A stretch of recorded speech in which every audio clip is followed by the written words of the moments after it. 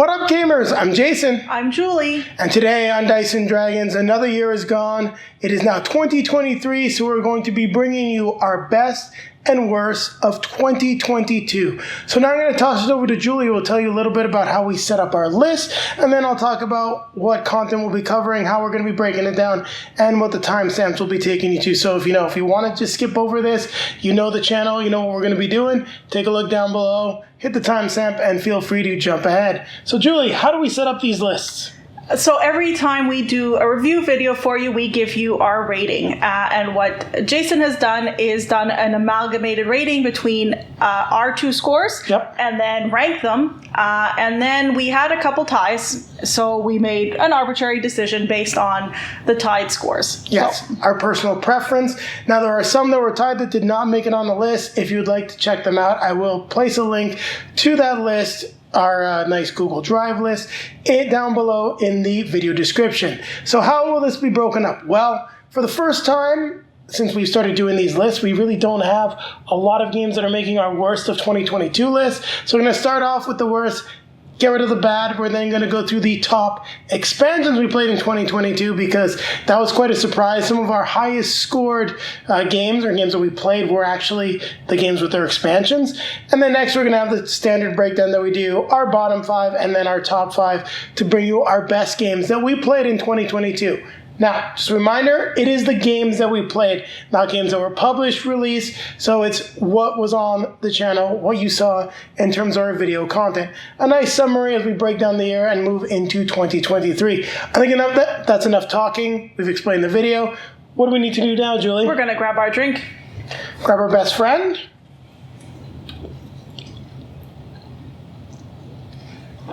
And we're going to start with our worst of 2022. All right, we're now starting with the worst of 2022, and just so you know how these 3 games made the list, well, it's only 3 games, that's why it's part of this amalgamated video, is that these all scored under a 6. So not quite really a passing grade for me. It's like, it's okay. It just got by for Julie. It's definitely a fail. These are 3 games that we really didn't have a great time with this year. But fortunately, 2022 was overall a good year. Lots of games that were in that middling level, not a lot of terrible ones, but these 3 stuck out. Now, they may not be necessarily bad games, but they are games that definitely did not work for us. And we'll address that in our comments. So, number 1 on our list, or the one that we're going to talk about first because there's not really any order, is Clue the Grinch. Now, I'll let Julie talk about this a little bit more than me because I think she had more fun with this. I definitely had more fun with this than you did. So if you remember the video, we basically it's Clue reskinned as Grinch Clue. We had a couple little issues with it. I had a couple little issues with it.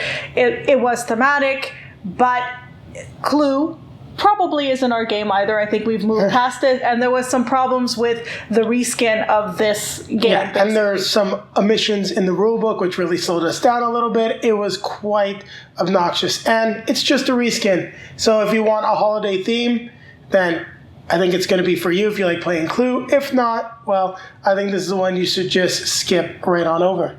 Yeah, I mean, like we said, and just,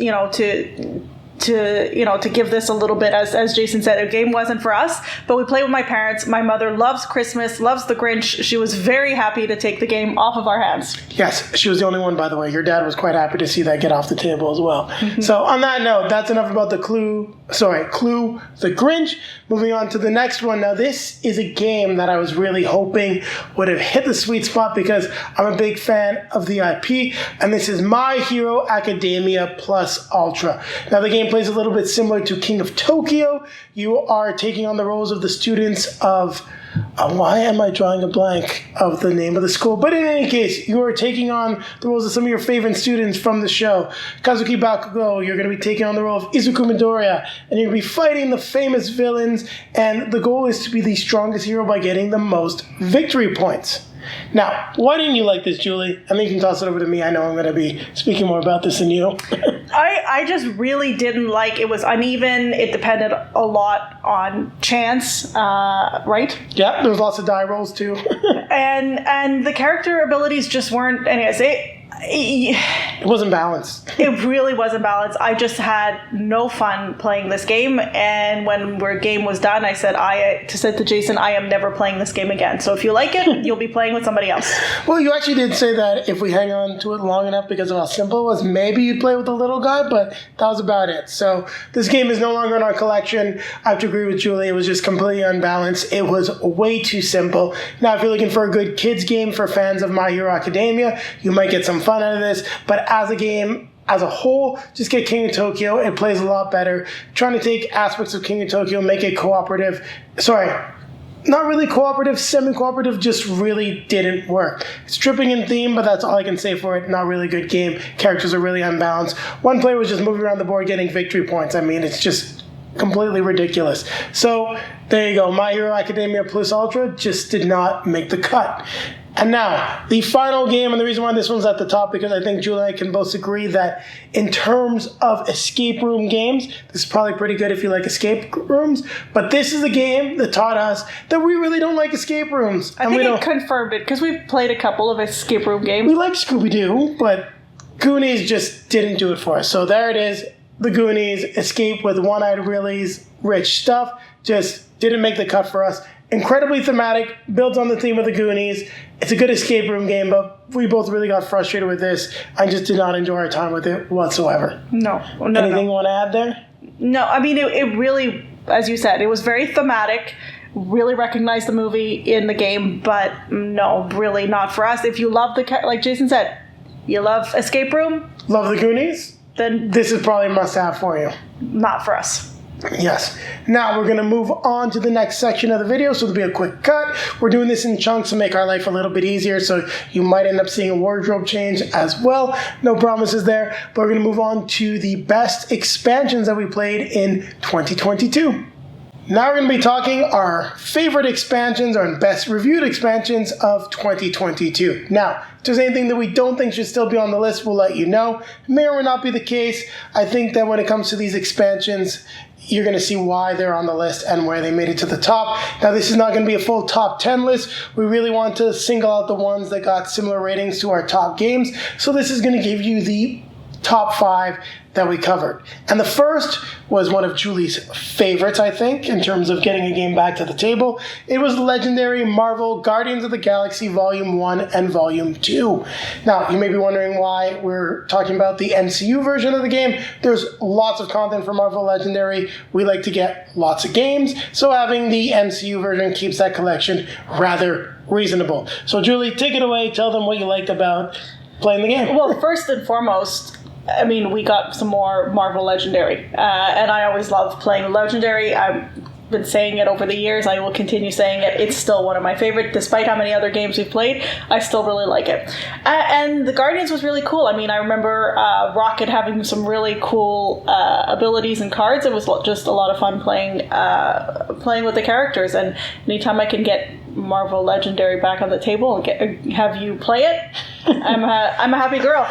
Hey, I like Marvel Legendary as well, so I have no complaints. This was a great expansion. They had some new mechanics. You got some great villains, some new schemes. It definitely was something that was needed for the MCU set, and hopefully we're going to be seeing some more content coming for it in the near future. So after that, we have coming up Marvel Champions. So it's another expansion.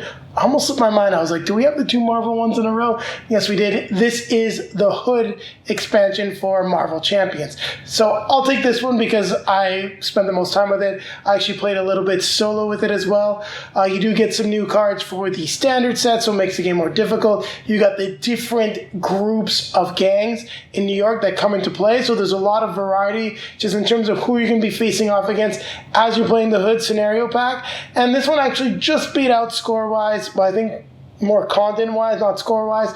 Another expansion got the same score, but as always with our list, only one expansion, one thing from a game was going to make the list. So that's why we picked the Hood, because it's just, the most content that you can get for Marvel Champions. We had a lot of fun with this. Anything you want to add at all, Julie? No, I mean, we had, like you just alluded to, we saw a lot of content for Marvel Champions. We like it. This just speaks to the quality of this expansion. All right, and the next one is Tapestry Arts and Architecture. Now, we really like Tapestry. I know there's a lot of people out there that don't find it really to be a civilization game. It just works for the two of us. We actually haven't played one of the expansions, and we got the chance for the Arts and Architecture, and it just reminded me how much I enjoyed it. One of the comments that we both said was, when we get game nights going again, still haven't. Got a little guy, it's been tricky, but this is a game that we can regularly see hitting the table during our game nights. And I just really enjoyed the art track. I thought it added a lot to the game. I liked the way it interacted with everything else, and it just made the experience a little bit more fun. Yeah, I mean, and you talked about that art track. It just, it adds a new dynamic and a new aspect to the game, and it just made it a lot of fun. And you like having more landmarks. Yeah. Well, especially the pretty ones. Yes, always. And Arts landmarks, they are very good looking. So after that, we've got the last expansion, unfortunately, for the Reckoners. This is the Steel Slayer expansion, which added in 2 cities. You had Ildithia and Babalar that were added. Actually, they did that in the wrong order, because progression-wise, it's Babalar, then they go to Ildithia. You got 2 new big bads in terms of Regalia and Limelight, plus a whole slew of new Reckoners and new epics. So, Julie, what did you like most about this? Because I know this one is one of your favorites. I really liked it. I mean, I love the original game, and this just, the cities play a little differently. We had some different villains that were tougher. And I mean, I think we got pretty good at the other game and started getting a little easy. So this just, new fresh content, a little bit of, like I just said, new ways to play. So it made it a little bit more challenging. And I really enjoyed this expansion. There's also a cool campaign mode that you can play as well, which takes you through the full story of the Reckoners book series. There's been some slight changes to the lore because of the characters and making it just a little bit better game. But I gotta say, I'm gonna back Julie up on this. I really like the fact that the cities are different, the way you interact with the epics are different, and the fact that you've got 2 new big bads just really fleshes everything out. You got a nice box for everything. And once again, high quality components. We got the deluxe edition, and can't say that we're sorry, because it is just awesome. So one that you should definitely check out. And then last, not least, and definitely probably one of our favorite games, one game that we don't get to the table enough, it is the Expedition Leaders expansion for Lost Ruins of Arnak. So why did you really like getting this, Julie? Well, you got some asymmetrical powers, and that added, a different aspect to the game. Again, when you have a game that you enjoy playing, and then you get, a new way to play, some new dynamic, it just adds some variety to the game, and then you have the option of playing the way you want to play, right? No, and I really like that as well. You've got the different characters. Definitely, they're not all created equal, but lots of different variety to play. You can just mix in the cards. You can keep the standard mode. So all it is just giving Arnak a nice fresh coat of paint and making it just more presentable, more playable, and it is our best expansion. Honestly, if we were just rating the games, this would have been at the top of our list. It scored really high with an 8.5, meaning it would have been competing for number 1 or number 2 on our best games of 2022. Now, that's a little bit of a spoiler. We really didn't give out any 9s or 10s this year, but we had some great games anyway. Have we ever given a 10? I don't think so. I think we get a 9.5, and I don't remember what it was. I'd have to go check the list, but it's happened one time. I don't believe I've ever given a 9.5. Well, then it was maybe a 9.25. It was real close. Okay. And on that note, we've now discussed the best expansions that we played in 2022. So we're going to start our top 10 games that we played in 2022. We're going to come at you with the bottom 5. We'll talk a little bit about some honorable mention stuff that almost made the cut, but we're not going to spend too much time with those. You won't be seeing some nice graphics. We'll just mention what they are, what they scored, and then we're going to move through the list and give you a little bit of background on those games. So keep it right here. We'll be back after we grab a drink. Yeah, I think it's about time for a nice little refresher. And we're back with the beginning of our top 10 games that we played in 2022. Now, just to talk a little bit about the bottom games on this list, they all scored a 7.25 in terms of an amalgamated score for Julie and myself. And there was a couple games that didn't quite make the cut. There was 5 of them that had the same score. Julie and I had to pick the ones that we wanted to put on the list. So we just want to mention the ones that got cut because, we really like them, but they didn't quite make it onto the list. We had the Ghost Ghost Betwixt Chapter 1, which is a very fun dungeon crawl with an interesting theme. Actually, the first time I've ever seen that type of a game, actually. Haunted house, a little bit of a Stranger Things type vibe. Pretty cool. We had Harry Potter, Mischief, and Diagon Alley, which I'll let Julie talk about quickly right now. I really liked it, but it's a simple game, so, simple, fun family game. Yeah. So it did make it on our top 10. And then we had My Little Scythe, which is also a family game that I think both of us were quite surprised by how much we enjoyed the game, but didn't feel really made the cut on this list. I think also because we only played it at 2 players. Mm-hmm. All right. So we talked about those. Good games. You should potentially check them out. Now, number 10 on our list is the Transformers deck building game. Why did you enjoy this one, Julie? Actually, it's not the IP. No, it's definitely not the IP. I was surprised. Actually, it was fun. It was a fun dynamic, a fun mechanism of play. Taking the different vehicles and being able to help your fellow player, basically. Mm-hmm. I think that was fun. It was a fun game, and I was surprised that I enjoyed it as much as I did. Yeah, I really enjoyed the Transformers deck building game, and I think one thing that we want to mention is why it's probably not higher on the list. Is while we do prefer cooperative games, the competitive mode definitely let us down, and while we did get a chance to play with the Decepticons and try the verses, at lower player counts, it didn't quite hit that sweet spot, but it's still really fun as a cooperative game, and you can expect to see some more content for Transformers, a deck building game, coming in 2023. We do have the 2 most recent expansions that we will be covering in the near future.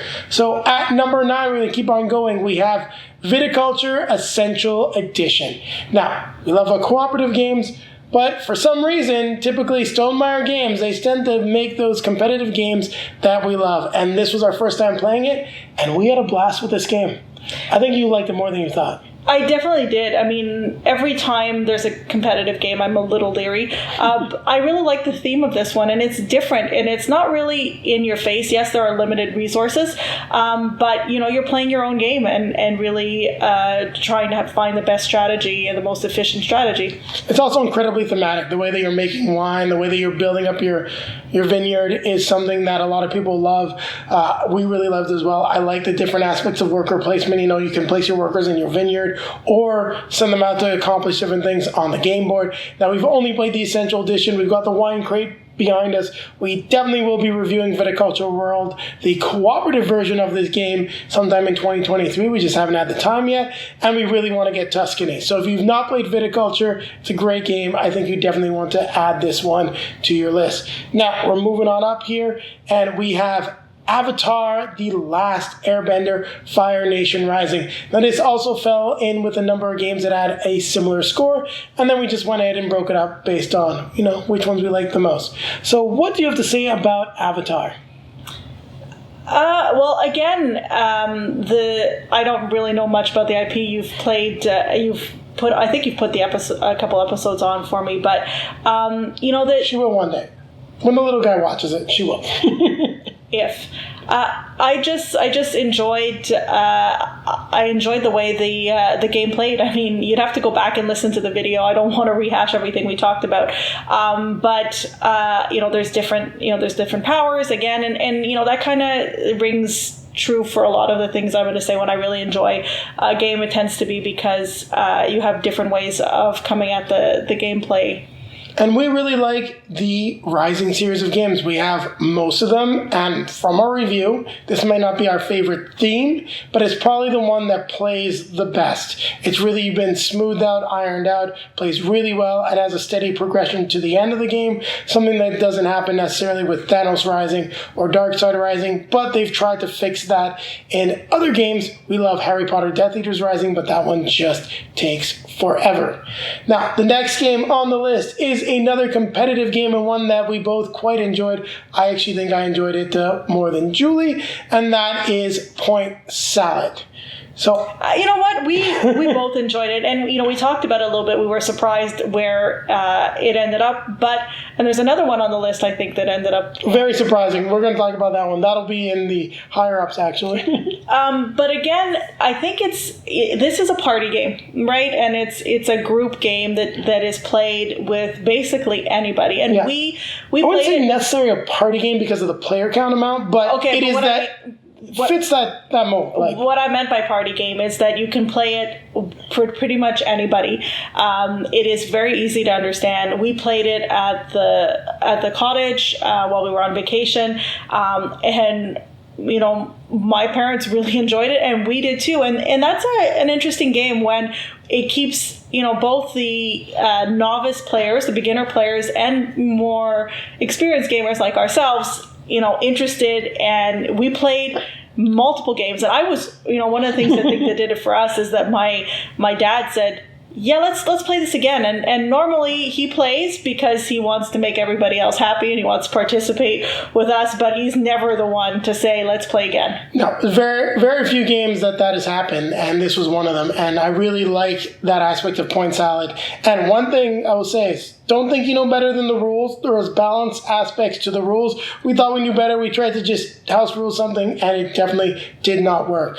But I'm just going to back up Julie. Everything that she says is exactly right. That's why it hit that spot on the list. It's a great game, and it's something that I think almost every gamer should own because of just the way that it fits with everything. Also, it's a great way to teach math. So we've got kids that love games. They're going to be doing math, and they're going to be trying to win. So, yeah. Keep this one in mind and bust it out. So next on the list, we then have Marvel Dice Throne, which is a game that is competitive.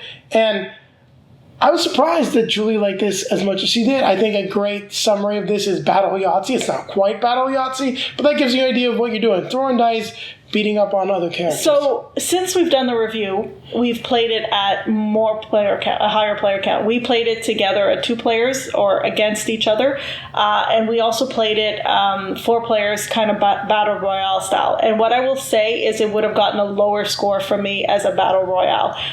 Strangely, I prefer playing head to head on this than I enjoy playing it at multiple players. Well, I think the one thing we haven't done yet is we haven't tried teams, and suffice it to say, we did play with some players that have not had as much experience with it as we have, so that really contributed to the length of the game. And just so you know, the rulebook actually says, do not play Battle Royale for your first game. It says you should be playing with experienced experienced players that know how to play this, because the beauty of Dice Throne is how quickly it plays. So just keep that in mind. It's a great heads-up game. It can be a great Battle Royale and teams game, but you gotta be able to keep that pace. Otherwise, I don't think it's gonna be nearly as fun. Exactly. And the last game on our list, it's Renegade Game. In the bottom, yes. the bottom from 5 to 10. Yes. So number 5 on this. 6. No, this is number 5. Okay. Well, and you know what? Maybe we need to hold it over then, because we did up to 6. So yeah, this was number 6. So yes, I made the mistake there. You get to see how she corrects me and keeps me in line. We're going to be starting with the game that I was about to have pop up there. So on that note, we need to wet the whistle again. And we'll be back in a moment. And we're back with the top 5 games that we played in 2022. So we're going to start with the number 5 game, which I almost revealed in the last segment, but you were so excited. I was, but thankfully you kept me from making a little bit of a fool out of myself. So here we go. It is the G.I. Joe deck building game. So once again, we've got Renegade Games 2 times on this list with their deck builders. We like our IP games. We like our deck builders. It does make sense. But what doesn't make any sense to me is that this game made it to number 5, because I'm a Transformers guy. I'm also a Power Rangers guy more than a G.I. Joe guy. Julie enjoys My Little Pony. Well, all those games are games that we enjoy playing. I do not expect this one to be ranked the highest out of all of them. Well, I think it just worked the best, and I think that's the best way to describe it, is the way it works just works. And it's fun, whether you like the IP or not. Yeah, so again, I mean, I've said it a couple times. All of these IPs, I mean, Jason said I like My Little Pony, but when I reviewed My Little Pony, I admitted that I played My Little Pony, but I didn't actually watch any of the TV series or anything like that. I think that came after my time. So the current iteration with the art and everything, that's on the new stuff. Yeah, so for me, IP didn't play into this at all. This game was just the one that worked the best and that was the most fun. So if you like deck builders, whether or not you're a G.I. Joe fan, I think it's something that you should check out. You know, there's a reason it made it to the top 5. Yes, and it was a lot of fun. The fact that you've got to like put your Joes in vehicles, dispatch them, match up your skills, work together. And one of the most interesting mechanics is the fact that, you can send your Joes to help out on another player's turn, but then you get to draw your hand again, so you're not necessarily penalized depending on like when it's your turn. So, sorry, I'm going to clarify that again. On your turn, if I want to help out Julie, I can do it because those story missions and everything will trigger after the end of the hero turn. But she's going to draw her hand, so even if I sent like 2 or 3 Joes, I'm not in a good situation. When she draws her hand again, she can help me out with my goals and objectives. Just wanted to clarify that. And that's something that I've never really seen in deck builders that worked really well. And even then, the last game we played was incredibly thematic. All the Joes in the APC riding out to save the day, came out to the final die roll. It just captures the theme better than a lot of other games. Now, selling this one a little bit hard because it's an IP game, and I know some people think that's a dirty word, but we're going to move on to the next one on our list, but you should definitely check this one out. Sorry, talked a little bit more than we planned on that one. Now, number 4 is Euthia, Torment of Resurrection. And this started out as a sad story with Dia Games going under when they weren't able to fund the game, and they are now back thanks to their partnership with Steamforged Games, and they've got their new expansion coming, which focuses even more on cooperative content. And suffice to say, we're backing it. We really like this one. What really stood out to you about playing Euthia? The player customization.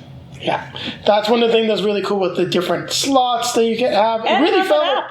Yes, it has an app to control the monsters when you're playing cooperatively. For some reason, we like it. I mean, we've had discussions with people who hate when there's an app, but we like it. I mean, I think it takes a little bit of the the mundaneness out of having to play the extra cards. I don't know. I like when there's an app. Well, I like the option of having an app. Sometimes I don't like it as much, even though there's some of our favorite games are completely app-based. I'll be very sad if we can no longer play those. What's great about Euthia is you have an app that will handle playing the cards for you and just make things a little simpler, much like Dune Imperium. So it's just a nice little addition, and that just smooths everything out when you're playing the cooperative version of the game. You can play the game competitively as well. It really feels like Diablo, the board game, almost, because of all the customization aspects. You also can play competitively or cooperatively, so it's completely up to you. The game works well in both scenarios. You also have all the different, I shouldn't have said scenarios, both modes, all the different scenarios, which adds a lot of variety to the game. We also have the beautifully done miniatures, the custom dice, just great production values, and it was a lot of fun. It's one of the few sandbox games that we have. We have Runebound as well, and I gotta say this one just plays better than Runebound. So as we continue up on the list, we've got the surprise, I think, of the year for us, a game that most of you probably haven't even watched our video because it's not even on your radars, but... At number 3? Yeah, at number 3. But it was very well reviewed by us, and every content creator I know that's played this game has said lots of great things about it. That is Ven. So why don't you talk about Ven, Julie, because you definitely had the most fun with this. Well, but I still give it a great score, too, which is why it's up here. So Jason put the box on the table, and I said, "You're making me do math?" And he says... No, it has nothing to do with math. So anyways, this is another game we brought to the cottage to play with us. We figured it would be more fun and more players.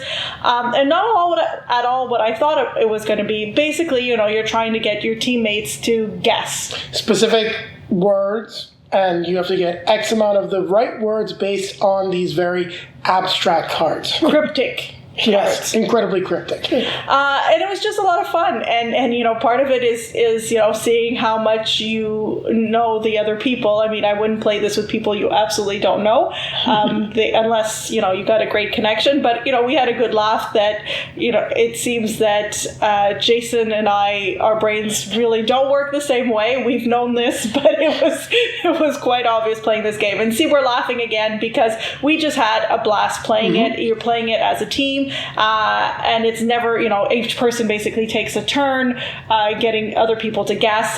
So everybody's involved and everybody's playing. It's one big team. And you can play the game competitively or cooperatively. When you're playing competitively, you split things up. I do think it'll be a little bit more interesting in terms of the amount of cards when you're playing competitively. That being said, we've tried it. At low player counts, it's not nearly as much fun as when you're playing competitively with the higher player counts. This game largely remains the same, but it's a great party game because there's no limited amount of players. You got 12 people, you can have a team of six, and you're going at it head-to-head. So I got to say, if you're looking for a very different party game, something that's also, not necessarily on the raunchy side, because that's kind of been where a lot of party games have gone as of late, thanks to Cards Against Humanity. This is one that definitely works for all ages, and we just had a blast playing it. Yep. Now, number 2 on our list is a game that I was really excited to get. Had a little bit of buyer's remorse when I backed everything and went all in on the Kickstarter, but it was well worth it because it rehabilitates the original game and makes the game just a whole lot better, and that is Massive Darkness 2 Hellscape. How good is this game? This is one of the best dungeon crawls. And I think it's probably one of the reasons why we haven't necessarily got Legends of the Dark back to the table, because of how much fun we had with Massive Darkness 2. It's just so easy to play and teach. There's lots of different customizations, and the fact that you can play campaign or just throw it onto the table and play a one-off mission, it's really cool. I mean, we love our dungeon crawls, and this one didn't disappoint. It was a lot of fun. You really like playing the mages and using that wheel to boost your powers and blow stuff up. She likes to blow stuff up. Sometimes she likes being sneaky, but other times she just likes to smash. I don't. She's a Wookiee. I don't play. Yes, in when we play the Star Wars version, I do enjoy being the Wookiee. But I think one of the things for me is that I don't play video games, and I don't run around, shooting guns. But when it comes to dungeon crawls, yes, I like to blow up the monsters. All right. So it comes to the top game, the best game that we played in 2022. If you're a fan of the channel, it should be no surprise. We've loved this series since the first time that we played it, specifically with Aeon's End Legacy. This is Aeon's End Legacy of Gravehold. Now, it does work as an expansion, but Legacy of Gravehold is very much its own game. So Julie, why did you like this so much? What was so much fun about this one? Honestly, we've played a lot of hours of Aeon's End, and this was just a nice culmination of the story. It's great gameplay, the great story. I just think it has, it checks all the boxes. Yeah, we actually found that the legacy elements were not as strong as in Aeon's End Legacy. A little bit less customization, but that works well for players that didn't love Aeon's End Legacy. You get 2 versions of the experience. This one, you're really customizing the existing mages. And as Julie said, you really get a nice finale to the storyline of all of the mages that started this journey and have been added in since the original Aeon's End to Legacy of Gravehold. Now, there is another game coming out, the last expansion, which is Aeon's End Past and Future. So it's really going to take you back to what set up this post-apocalyptic world, and give you a glimpse as to where everything ends up after Legacy of Gravehold. And we really want to play it because we've had a lot of fun with this game. We like the story. We like everything about it. And this was just more of the same. And they really used a lot of the complaints I found about the legacy elements and made a game that's going to appeal to legacy fans and non-legacy fans alike. This really is for Aeon's End fans. Mm-hmm. And there you have it. That is our list, the best games that we played in 2022. And on that note, we're going to remind you to like, comment, subscribe, hit the bell to be notified when we have some new content for you. And make sure that you look down below in the video description, and please make sure that you comment. We really want to hear what the best games you played in 2022 were. Do you like the list? Do you not like the list? Are you somewhere completely different because we've got entirely different game preferences? Let us know down there. But also in that video description, you'll find links to multizone.ca, a great Canadian game store, so make sure to click the links. You get 10% off your next purchase. It's a great way to support the channel. So a portion of that purchase will be returned to us. We've got links to all of our social media feeds as well, so make sure to check them out. If you want to see see pictures of any of the games that we talked about on this list, there are a ton there. And yes, I know I got that reversed because I was talking about the comments. And then popping up in front of us are going to be links to some of our previously released videos. In front of me will be our most recent release, and in front of Julie, it's going to be fitting to take you back to our number one game of 2022, Aeon's End, Legacy of Gravehold. And now we are going to grab our drink, grab our best friend,